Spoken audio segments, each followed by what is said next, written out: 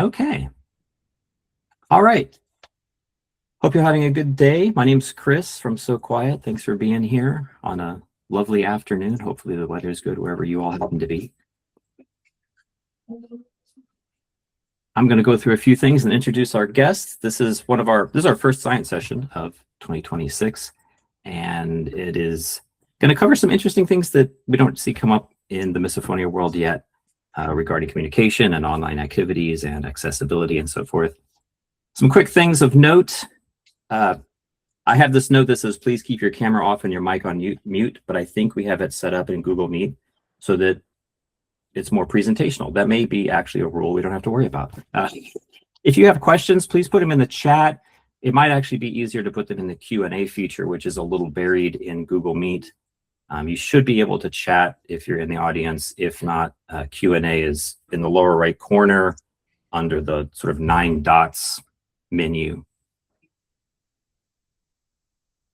All right, some things that are pretty handy. You can use some of the accessibility features that we will also be talking about in Google Meet. Those include the closed captioning. So at the bottom of your screen, there probably is a little closed captioning button. That's the square with the letters C and C in them. If you turn that on, it will create automated transcriptions of what we're saying. It's pretty fast, pretty accurate, and that allows people to stay in the meeting and read what is being said, as opposed to maybe leaving if my voice or something is triggering to you. You can always mute what is being heard on your end and read the captions, and that can help people stick around.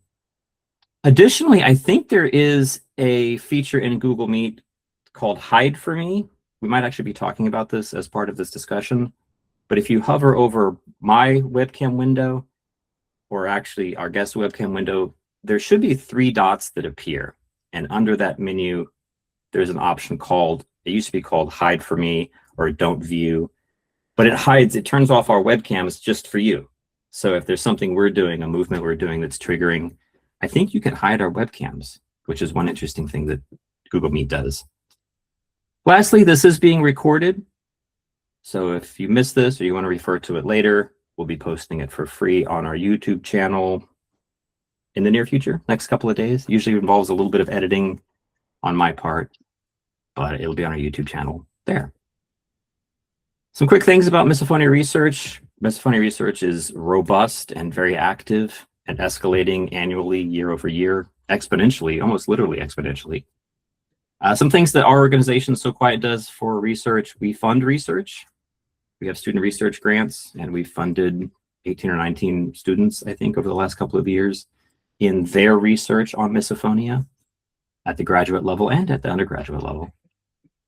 We have the research pool, which is a centralized misophonia participant registry for research. So if you're interested in participating in research in the future, you can sign up for free there, and we'll let you know of upcoming research that needs people with misophonia to participate. And lastly, among the many other things we do, we have our lived experience advisory panel, which is a panel of people with misophonia or lived experience of misophonia who advise researchers and journalists and bloggers on the lived experience of misophonia, which can be complicated and confusing if you don't experience it, or even if you do experience it. All of our programs are free. We're a 501c3 nonprofit. If you'd like to make a donation, you can do that on our website, or text soQuiet 253-555 on your phone while you're waiting in line at the grocery store. If you ever have any questions, comments, concerns of any kind about misophonia, this is what we do. You can email hello@soquiet.org, and if I can't answer your questions, I will find somebody who can. So please welcome our guest, if you don't mind introducing yourself. Sure, I'd love to. Thank you, Chris. Thank you. My name is Tawfiq Ammari. I am an assistant professor at the Rutgers School of Communication Information. My research examines how vulnerable communities and marginalized populations, so that includes trauma survivors, people navigating stigmatized illnesses, crises, racial minorities, older adults, negotiate agency, their identity, and recovery through digital technologies. So my work is at the intersection of 3 main areas. One is called human-computer interaction. The other is computational social science, and finally, science, technology, and society studies. So I study how platform design, so things like social media, things like Zoom, things like Google Meets, right? Algorithmic systems and community governance enable or foreclose what I call psychological safety. So things like cultural belonging, collective knowledge production, the capacity to control the environment around you in a way that provides you with access, but reduces the chance of you being triggered, for lack of a better term. Not just in the space of misophonia, but that is one of my focus areas. So this space is organized around what I call trauma-informed design, which, as I see it, is an extension of what usually people refer to as universal design. So universal design focuses on accessibility to remove, physical barriers to entering technology. Whatever it kind of tries to make sure, in that sense, designers try to make sure that even if you have some sort of disability, that you are able to access technology. Trauma-informed design goes one step further, in that it addresses the affective, the cognitive conditions that determine whether and how people can engage using technology. So that's the overall sense of it all. Yeah. And now I will talk about the paper that was shared with you. I'll try to share my screen. A link to the actual paper in chat so people can reference it. This has not been officially published yet. This is a preprint. It's a preprint that you can access on archive. And I will let people know, since this is live theater, this is a live meeting, we always try to do our best to make these presentations not triggering. That's impossible to do for everybody, as we found, as much as we try. So if there is something that is triggering to you, maybe a sound that I make or something, again, feel free to use the menu of hide for me if you want to hide our Windows screen. If something is particularly bothersome, you can chat us up, and I will do our best to make sure it gets addressed. So there we go. Before we get too far to the paper, if you don't mind, can we go a little bit back to how did you get into this? I know a little bit about your background from library sciences and so forth, which I think is fascinating. My wife is a librarian. How did you get into this, and where did this topic of misophonia come from before we actually look at the real paper? Right. So on a personal level, I'm misophone myself. My student who worked on the paper is as well. Samantha, who fortunately couldn't make it today. But more importantly, I think, as I said, my focus is on providing a design space for more marginalized communities. And in my earlier work, I focused on redesigning technology for parents of children with special needs, for people with special needs in general. And I think a lot of that is where I see the accessibility point, where designers have actually done a pretty good job. At this point, accessible universal design is pretty well established. Pretty much know how to do it. I think what gets lost is that actually, let's throw that to, let's make it more conversational.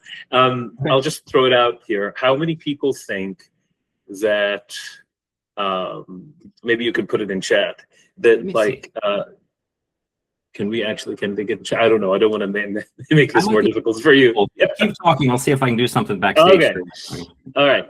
So basically, how many people think that, I'm going to give you three possibilities, and I want people to kind of think about it. But how many people think that the people who experience trauma are 30%, more than 30% of the population, 50% of the population, or 70% of the population?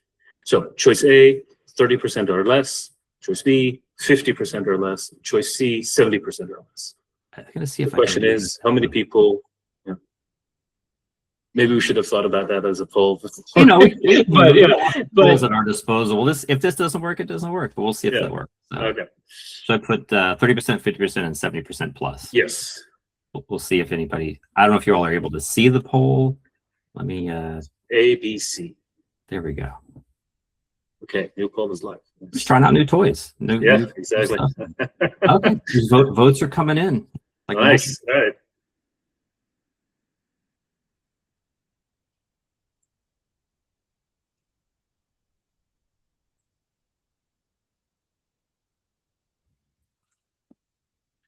It's like 70% plus is the leader.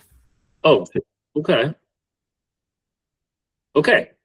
That's amazing because that is the correct answer. So that is so very well informed audience. So yeah, it turns out approximately 70% of the global population have dealt with one sort of trauma or another. It's a wide enough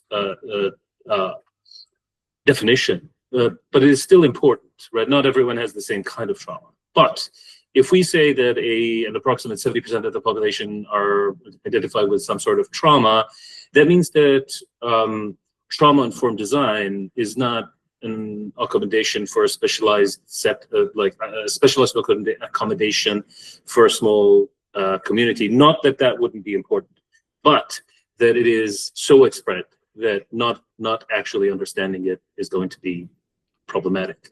And that's what gets us, I think, to something like misophonia. Because the way that I think of it when it comes to understanding diseases and conditions that are difficult to define, so misophonia is one of them, definitely not the only one, is that a lot of it has to do with what we call epistemic trauma, where you find it really difficult to explain your needs. And you find it very difficult for people to comprehend those and actually want to meet you where you are.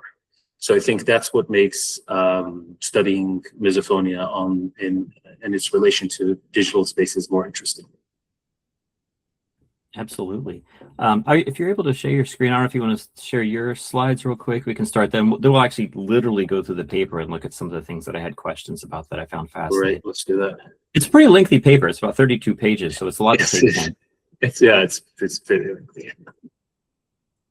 But I have tried to summarize it, so don't know if people can see the screen. Yep.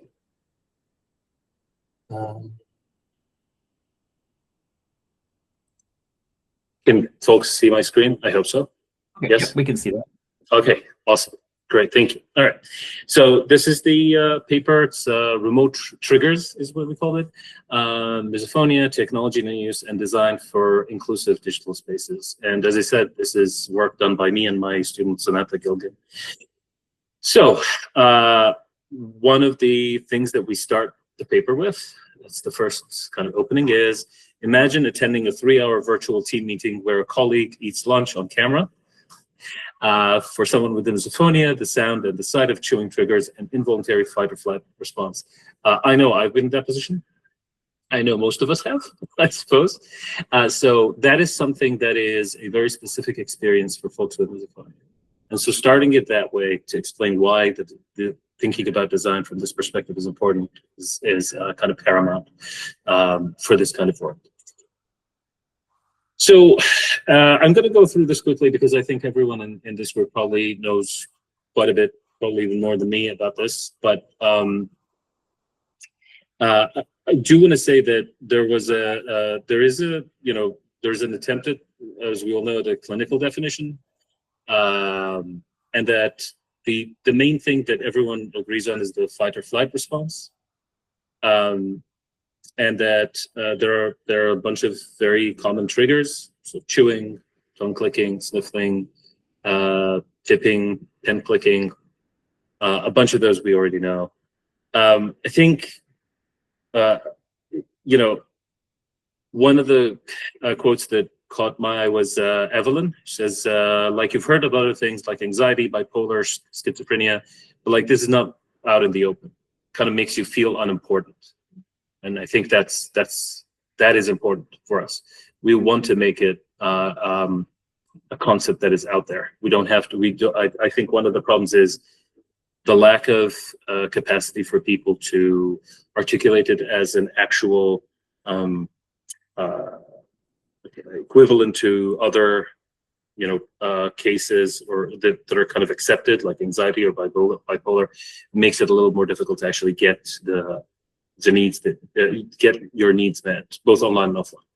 Do you mind if I ask you Okay. a question about that? I'm Yes. trying not to interrupt you too much, but one of the things that I really found in your paper interesting that seems to be sort of an omnipresent issue in the misophonia community is the lack of awareness, especially among medical professionals. You study communication and how accessibility and awareness go, and a lot of your paper covers that sort of invalidation that comes when somebody doesn't know about it. And I feel like even though misophonia, there's lots of great information online. There's actually the consensus definition, which you talked about. I'm going to post the link to. That's from a few years ago. I think we're looking at maybe actually kind of revising it soon. I think there's been some discussion about that.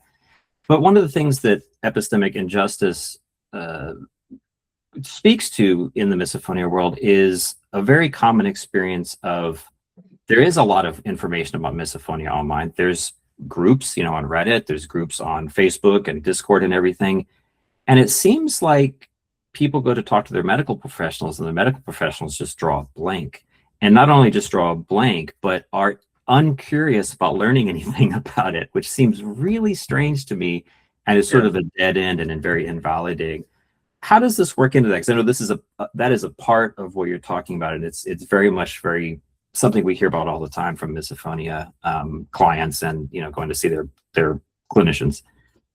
Yeah, I think so. First, let me kind of take a step back and say that this is not just misophonia. Misophonia is one example of these issues. Wherever there is a condition that is in flux, or where the definition is way more complex, or where the definition includes overlapping etiologies, right?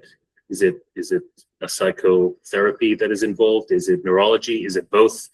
And where there's no set definition, which is where, again, misophonia is only one of these areas. There are others, especially now after COVID. There's a lot about long COVID that mirrors this, where people don't have a solid definition. We just know that there is a thing called long COVID, but again, not every medical, professional knows about it. So you're in a space, I think, where the problem arises not because, as you say, I think, especially over the past 5 to 10 years, there's actually been a lot of interest in research.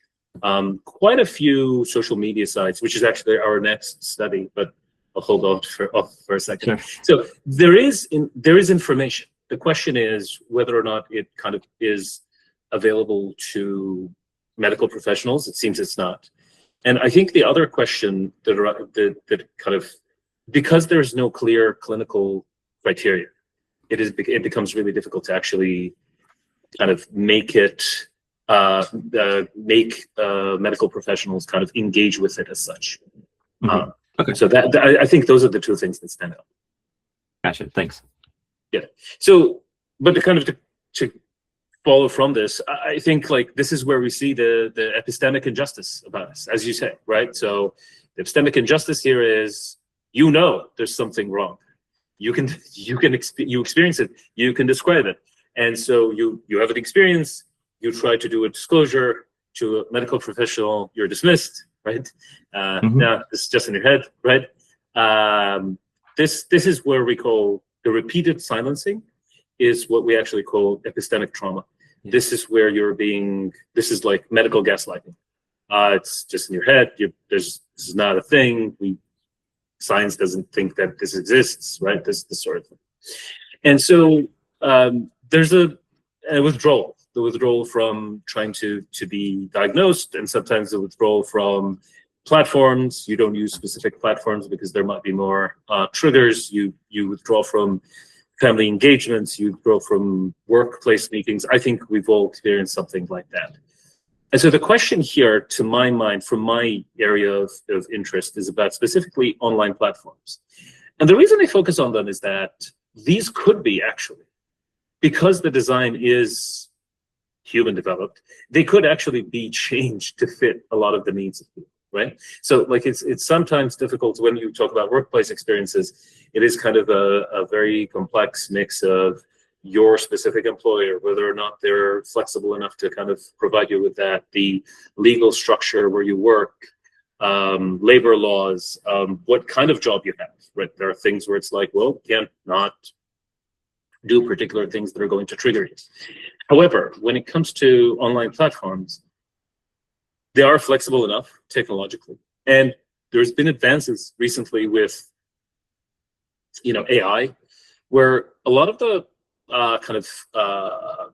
patterns that might affect us can be detected and can be filtered. And that's where my interest is in. Right? How do we do that?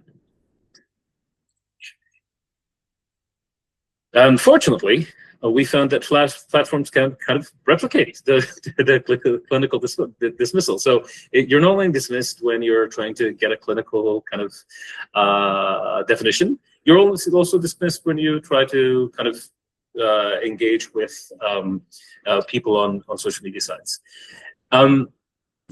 While I think all of us have had, at least, well, I keep saying all of us, but I think a lot of people have had experiences where the one place they could find other people who know what they're going through is online. You would find a Misophonia news explainer or a Misophonia community, and you're like, this is great. There are other people who are in this kind of in this space. However, even there, we found that there's a lot of issues with accessing and having control over these online spaces. So one of the problems that we articulated is a gatekeeper problem. Who gets to allow you to come into the Misophonia group, right? There is a power asymmetry in moderation.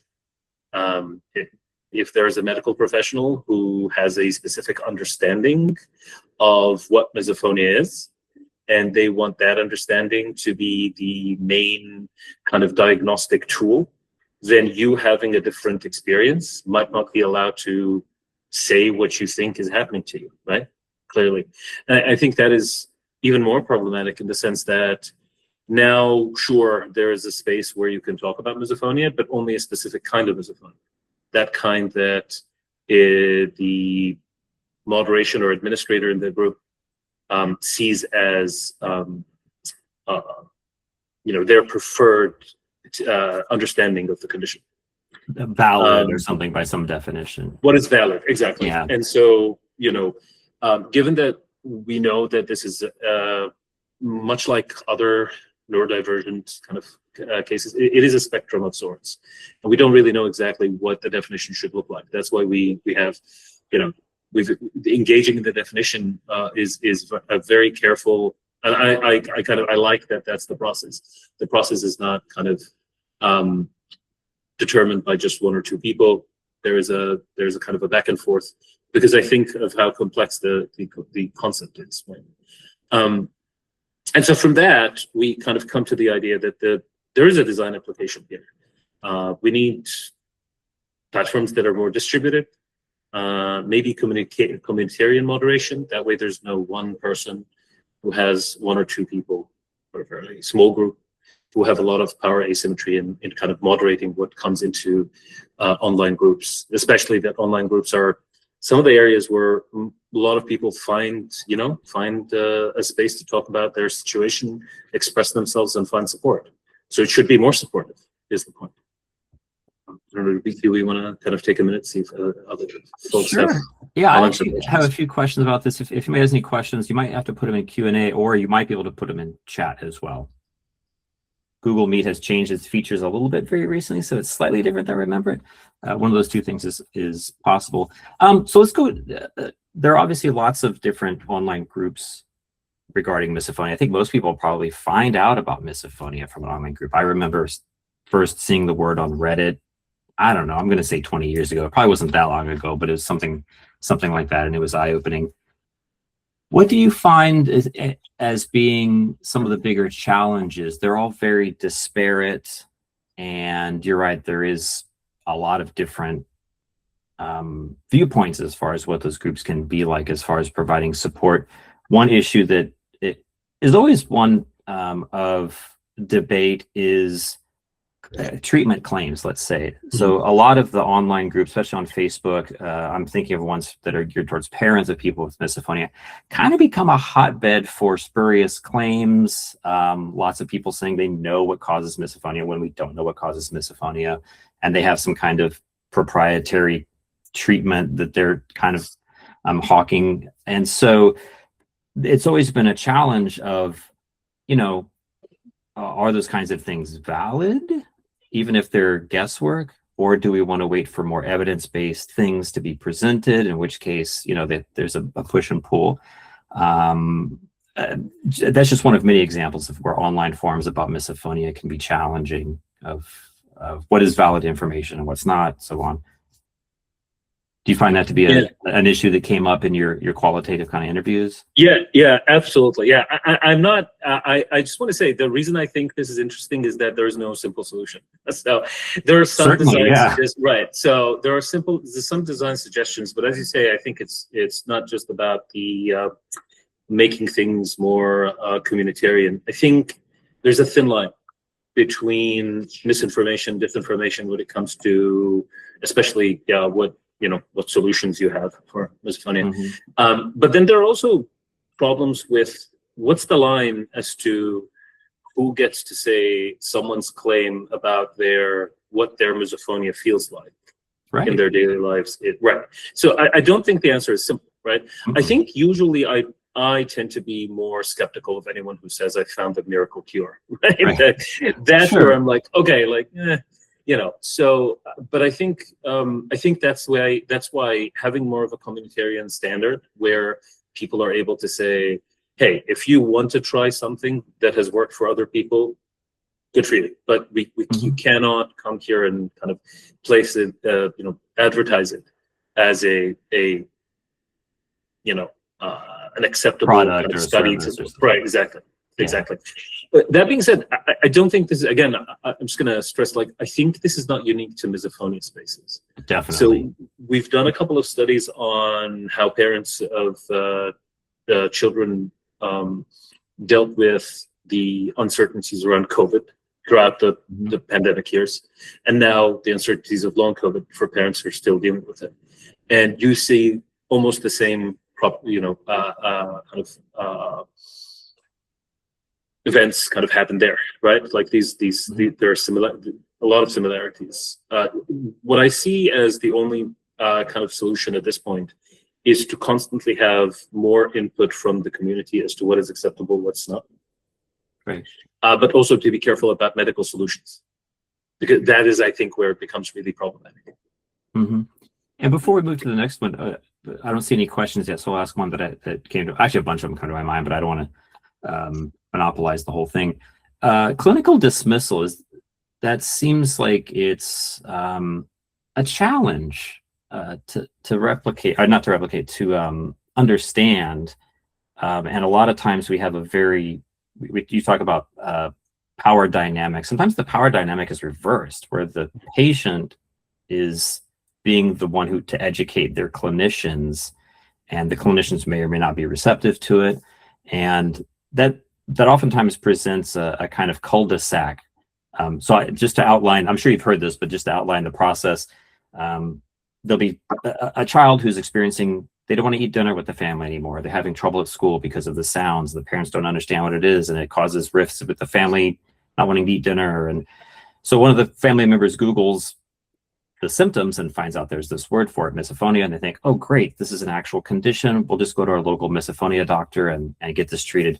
And it kind of ends there. They go to see that therapist, they go to see that audiologist. Not all of them, some of them are fantastic, but they're rare, actually. Yep. They go talk to their pediatrician. The pediatrician says, I've never heard of that. I don't think that's a real thing. I think you're just going to have to get used to it. And that is just like the most invalidating thing that can happen. And it's sadly it really fuels hopelessness at that point for the whole family.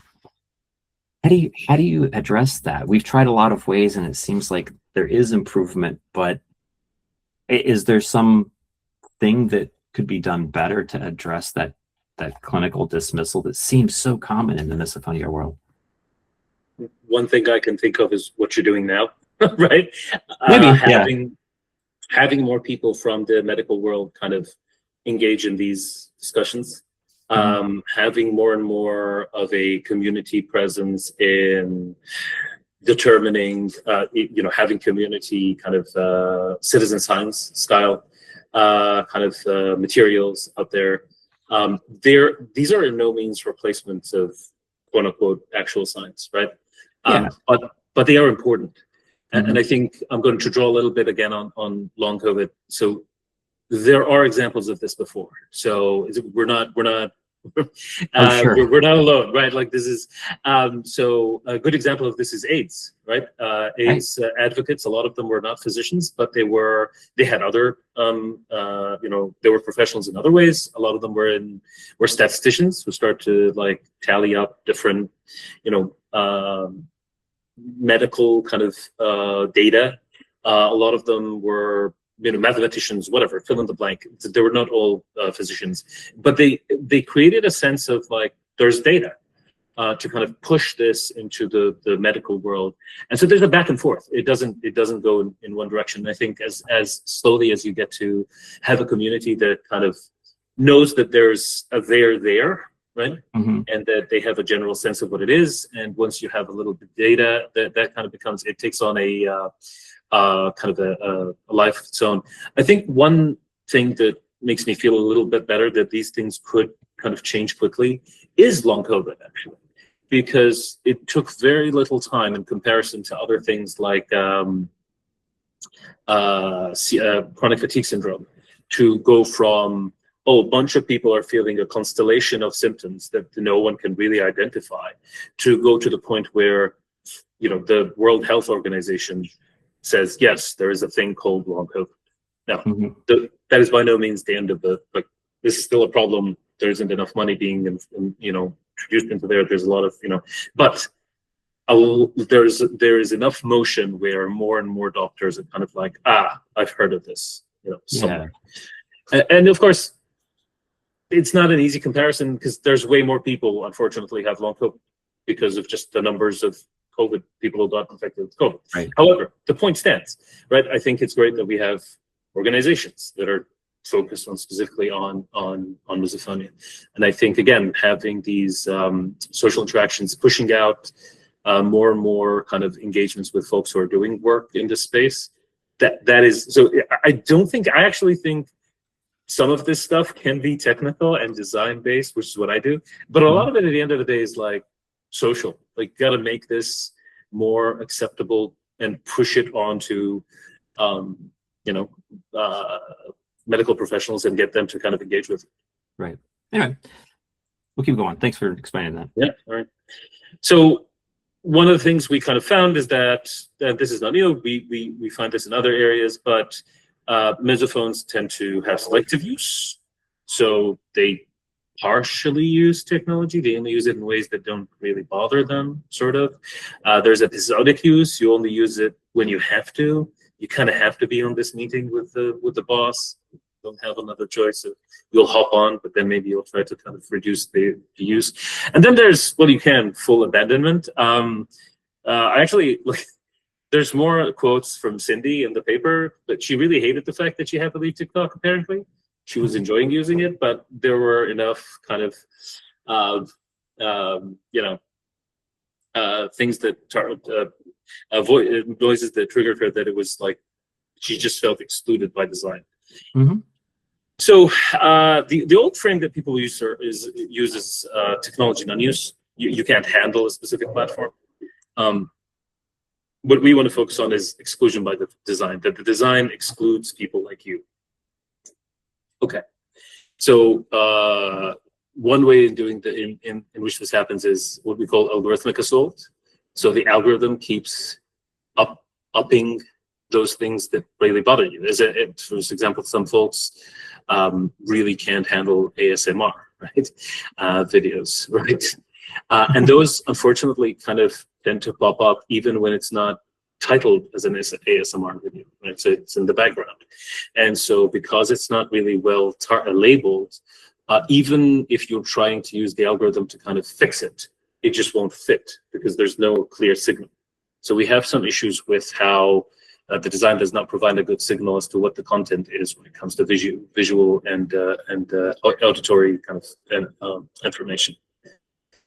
Okay, and so the design gap here is there's no category level audio blocking. You can't say block all ASMR, for example, at this point.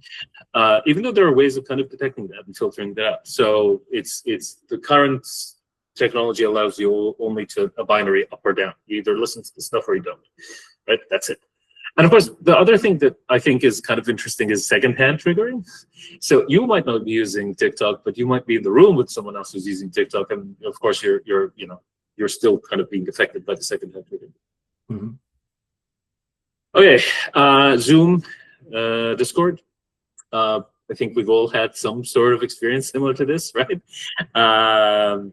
So I liked the fact that we had both examples from professional experiences. We had to be in a meeting and someone was eating lunch, but also things that are not, playing Dungeons and Dragons with your friends. How do you deal with that? And of course, the idea here is that there are so many different triggers that can come up: the noises, the themselves, but also visual triggers that are overlooked. So Discord actually offers this per user volume control. So you can say, I don't want to listen to Tawfiq. It is still not fine-grained enough. It is still an on and off, but it is specific to a particular user. So you can mute someone who's bothering you specifically. Zoom still does not have that. And we need more of that. We need more fine-grained, not just on and off, not just, for all users involved, but maybe specifically to something you're doing, maybe specifically to a specific, visual that they're creating. And so, kind of going back to the question of like, how do people deal with this, and how does that kind of show up in technology? So, again, I think this experience is not new, but the people who can trigger you the most and the longest are people around you at home, right? Like the family, friends. But yet you can definitely set boundaries with friends and family, especially if they like you, right? So they will try to kind of give you some grace or some capacity to kind of like, okay, how can we make this easier for you? Unfortunately, not everyone does that, right? What we know, however, is that if you tell people beforehand, if you find a way to say, everyone signs into Zoom, and there's a message that says, one of your colleagues, we will not name who they are, have XYZ, suggestions about what not to do. Don't chew gum. Don't click your pen. Don't whatever, something like that before the start of the meeting. It turns out that actually works quite a bit. Not necessarily on these conditions, but generally speaking, setting boundaries early on and making them clear before you start engaging in a discussion or in a communal engagement. Okay, so we came up with 5 principles. One is disaggregating audio-visual control.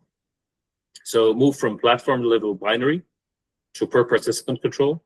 Fine grain them, maybe not just on or off. Maybe there are some specific noises that I want to filter out. Right? Enable real-time sensory filtering.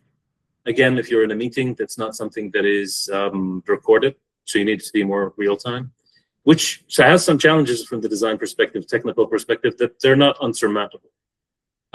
Design for sensory predictability. If the system starts to see that a pattern is forming, so either visual or audio-wise, it could, based on earlier designs, kind of try to filter that. Support collaborative boundary negotiation. Like I said, tell people what your boundaries are. Sure. Okay. And address visual triggers via selective video management. So I know that sometimes video triggers can be kind of left out because our focus mostly is on audio, but they can be just as triggering sometimes. Absolutely. So I can go through each of them, but I feel like to leave some time, see if any. Yeah, we've got a question. I have a couple of questions, but yeah, this is fine. So basically, if I understand correctly, this is a study you did. You interviewed some people with misophonia, 15, 16, just 16, 16 open-ended questions about their experiences with accessibility and other things regarding misophonia in online spaces, whether it's gaming, forums, and got some feedback on that. And you drew from that certain conclusions. Right. What are some of the main ones that stick out? Because this all makes sense, and I think of it as we're getting to a really good point where there have been improvements, and so we have multiple directions of attack for these issues, and that they have gotten better. For example, when I mentioned Google Meet, if you hover over my webcam, a menu will appear, and you can say, hide this person for me. And that's sort of a virtual version of, I keep Post-it notes. And so if somebody's doing something visually triggering, I just stick a Post-it note on my screen over their window. They both work.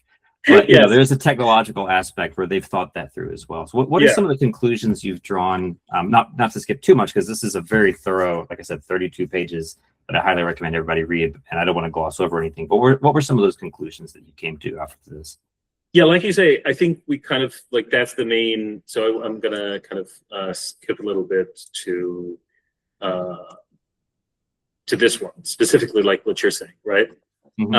I think the main distinction is your example of having this sticky note is again kind of an on-off. It's not fine-grained. You might just filter the person because you still might want to see some kind of like maybe their face is not bothering you.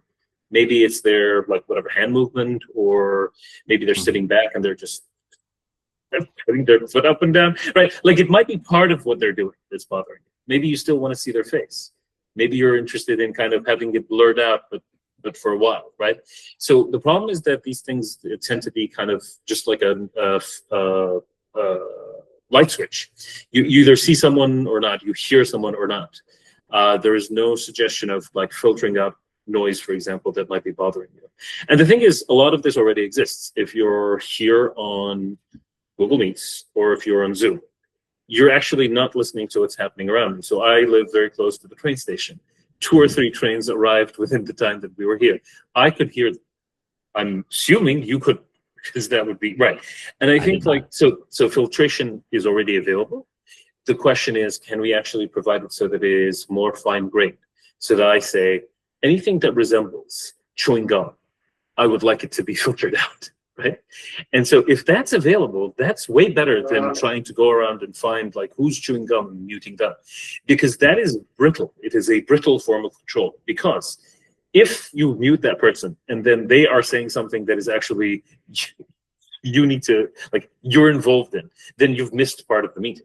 And so your needs have not been met. You have tried to circumvent the technology, but because it is limited, it has not allowed you to actually use it in a way that affords you your needs. So that's basically what we're trying to kind of get at with the design principles. And you also mentioned something interesting. Well, you mentioned a lot of interesting things. One is with something like misophonia, there's such uncertainty. So for example, if I'm either on a new platform, or I'm in a Zoom meeting or something like that, or maybe I just got hired at a new job, or I'm meeting some new people for a meeting, there's this trepidation of, do I front load the information about my misophonia, like sort of come out of the closet and tell everybody, hey, I've got this sensory condition and here's some things I need you to know about it, and go through that whole educating them spiel, with it being entirely possible that not anything triggering will happen. And so that was kind of just, hey, I'm going to tell you something about me and it's not going to come up.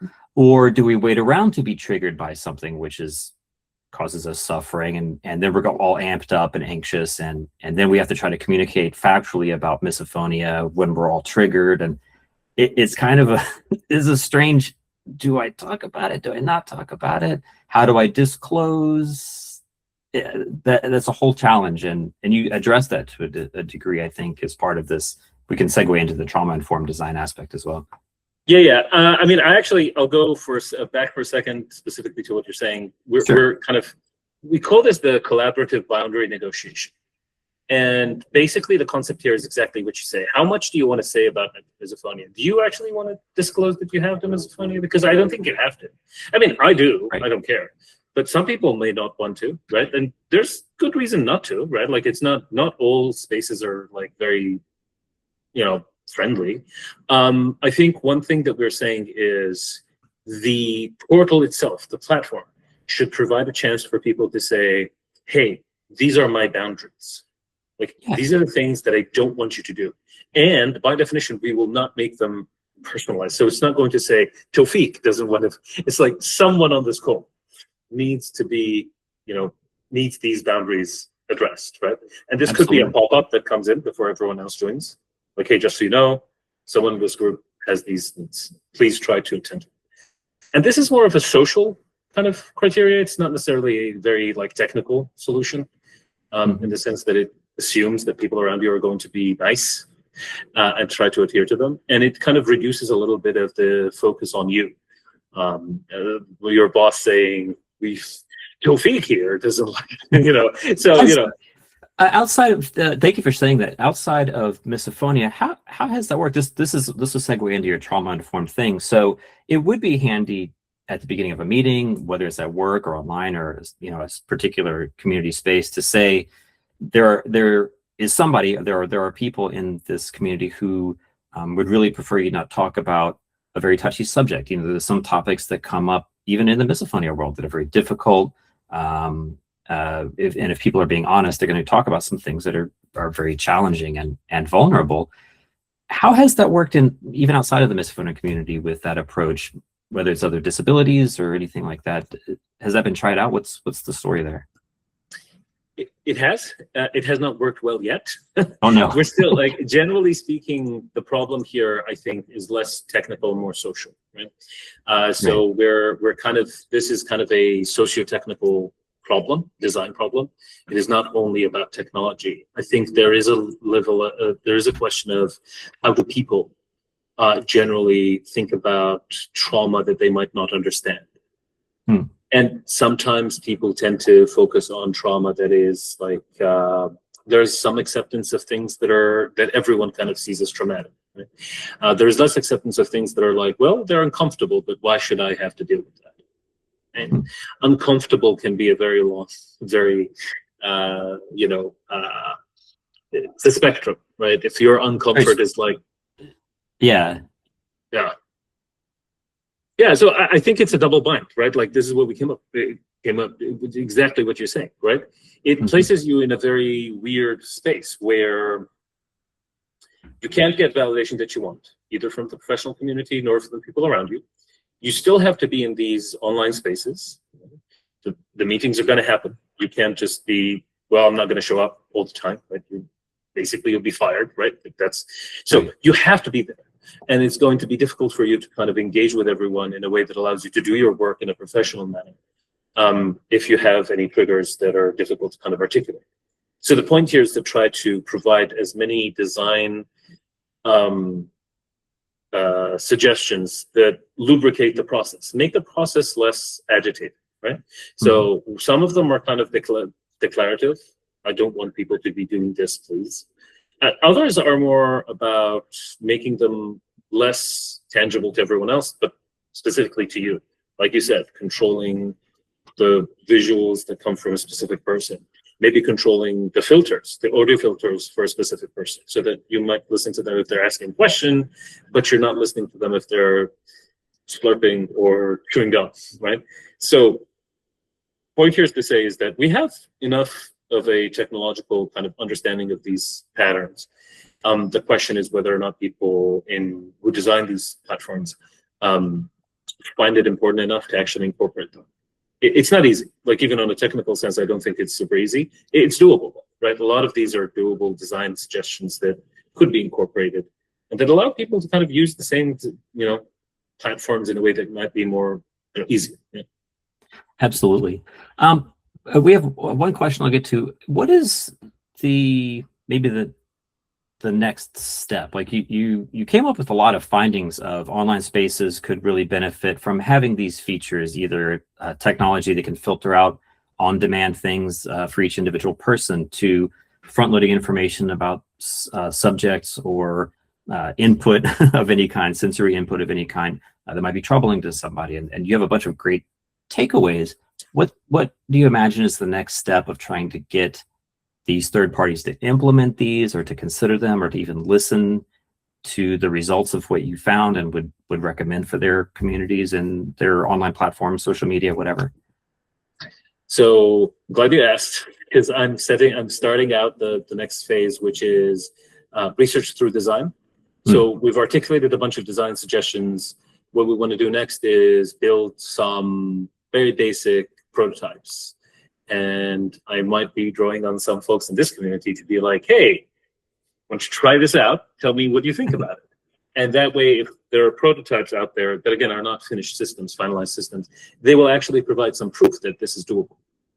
The other side of the project for us is, so there are two kind of next steps. That's step one. That is something called, research, design for research. We kind of have these, have folks, see our prototypes and tell us how well they work or not.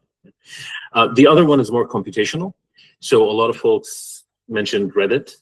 So I have collected about 10 years worth of data from Reddit. And I am currently I have been analyzing it, but I'm hoping in the next few months we'll be kind of putting together a paper specifically looking at how the discussions there changed over time. What were the things that pressured people the most? Who are the people who kind of leave because they don't find what they need? How can we kind of provide them with support there? So it's going to be temporal. It's going to be more focused on the general kind of community and what things work, what things don't. So these are the two next steps.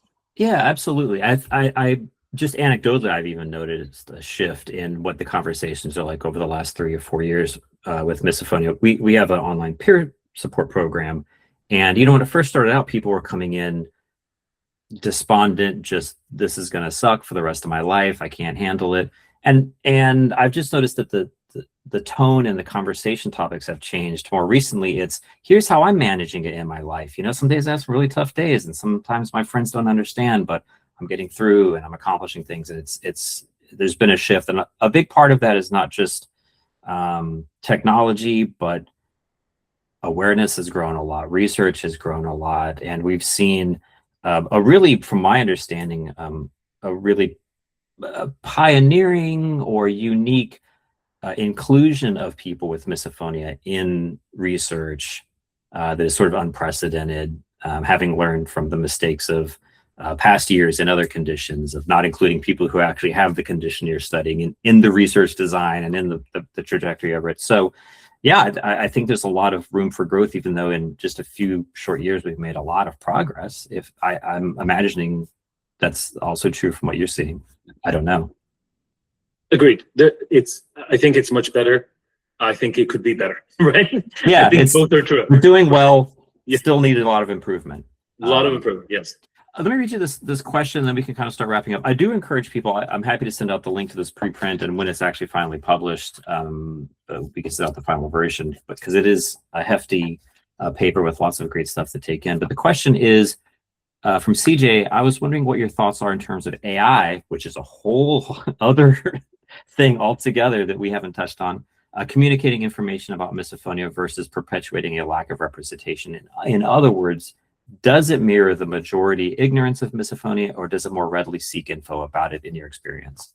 Yeah, I do worry about AI, specifically because one of the problems that I study in AI is a problem of bias. And so, especially for something like misophonia, it is going to go with the majority and say, this is what, so if you ask what misophonia is, and if the assistant is not well developed and not well designed, it might say, well, I've looked online and it turns out it's all about people who don't like chewing sounds, because that chewing is basically the top trigger. Right? Yeah, so oversimplified boilerplate thing that you see. Yeah, exactly. So AI, what I worry about, and what people in my field worry about, is the bias, right? Like it will kind of remove a lot of the nuance involved that we don't want to remove. I think on the flip side, I think it actually might be very helpful in kind of doing the filtration. Most of the design principles that we kind of laid out, all of these are actually AI based, right? Determining patterns and making them kind of more easier to kind of articulate within a platform. So as with everything else when it comes to technology, the answer is depends, right? In a general sense, yes, I do worry about bias and kind of bad sources, all that. In other ways, I kind of find that it could be a very good tool. Awesome.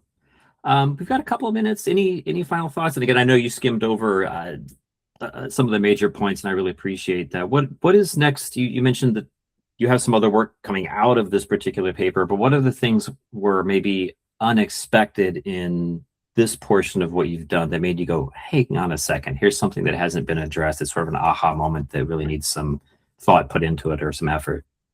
Yeah, I think the moderation bit is the one that's really interesting to me. I don't know that there is a good solution to it, and I think I've discussed it with even some folks who are in the chat today at some point. Yeah, I think there's something about this that needs to be kind of addressed within the community. How do we moderate these spaces is not an easy question. They're not well moderated at the moment. They don't provide all the support to all the people all the time, which is what I see as it, right. It provides support for a lot of people. It's not useless, definitely. It's very important. It's great. Could be better is the way that I see it. And so I think one of the things that I'm thinking about now is, as I'm doing the computational work, is thinking about new forms of governance for moderation and administration when it comes to these communities, right? Maybe we don't have one or two people who do moderation. Maybe we have a community moderation. Maybe these are kind of associated with organizations like yours. That way there's constant kind of back and forth with the community, and it's not just one or two people. No matter how much you're open-minded, you can be the most open-minded person in the world. You will still have your blind spots. And so absolutely, yeah, that's what makes this very difficult, right? Also, like you say, there are lots of things that we're not very sure about. Is this misinformation? Is it real? Do we want to include this? Do we want to include this with a note that says this is not, maybe it worked for one person, be careful, like this is, So all of these things are really, to my mind, interesting because there's no simple solutions, but something that is definitely worth kind of looking more into. Certainly.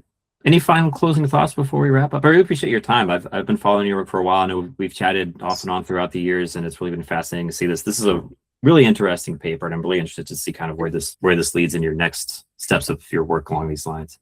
Yeah, you and me both. Who knows? I'll just say that I think it's important for us to kind of, I will kind of connect this back with what I started with, which is that there is a large space of work that still needs to be done when it comes to trauma-informed design, designing communities to fit better for everyone's needs. And that I think we have a very interesting and kind of living community that can provide way more. So I hope that through this research, but also like more generally, that we as a community can provide an example for what it means to try to articulate our needs and try to push them on to the world, and maybe try to show what design could look like. Not just for us, mind you, because once these things are kind of articulated for something like misophonia, a lot of other neurodivergences are kind of affected by this. So just showing that there are technologies, if designers took the time, there is a technological kind of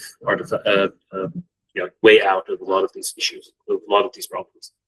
I agree. And I think a couple of things that we have to our advantage is we know that misophonia is not rare. It's incredibly common. And so not that the prevalence should matter, but the prevalence ultimately does help us ask for what we need and advocate for ourselves quite a bit more, because it's not unusual. And you're right, it's that the curb cut phenomenon, the things that we can pioneer and model as the kinds of things we would like to see changed in media or in society for the misophonia community will benefit somebody else. I mean, we benefit greatly from these closed captioning things that were done by another community before us, and that all is very beneficial. But thank you so much for sharing your work with us. I really look forward to seeing more of what comes out of your department, and appreciate you dedicating your work to learning more about misophonia from a new viewpoint. Thank you very much. Yeah. Have a great rest of your afternoon. Thank you, everybody. Y'all take care. Thank you. Bye-bye.